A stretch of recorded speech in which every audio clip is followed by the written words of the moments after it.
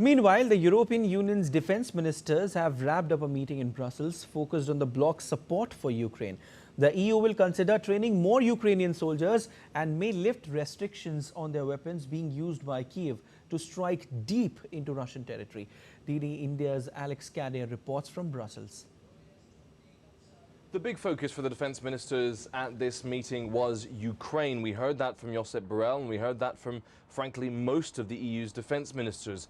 That was divided into three sections. One was support for Ukraine and whether or not neighboring countries, particularly Poland, would start intercepting Russian assets flying through their airspace to target Ukraine. That has been a request by the Ukrainian government for a while. There is concern from Poland, from the NATO alliance, from the EU that if they do shoot down Russian weapons in their skies, that involves them in a way that could risk escalation. That was one big question. The other one, of course, was with regards to Ukrainian air defense and whether or not the European Union would consider allowing Ukraine to strike deeper into Russian territory with European weapons. That is something that, particularly when it comes to Germany and France and their weapons, there are still restrictions placed on how deep into Russia Ukraine could use them. The Ukrainian government wants to target Russian military infrastructure deep into the country.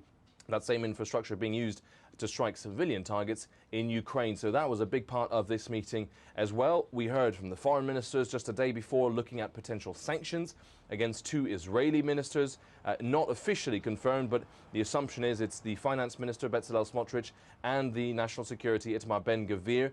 Josep Borrell, the EU's top diplomat, pushing quite hard for sanctions based on their statements about Palestinians, something which Josep Borrell said could have been in breach of international law. So clearly the focus on Ukraine, on possibly lifting those restrictions, on possibly shooting down Russian assets in European skies, and of course on funding Ukraine's reconstruction with frozen Russian assets after the war. So a lot for those defense ministers to get through.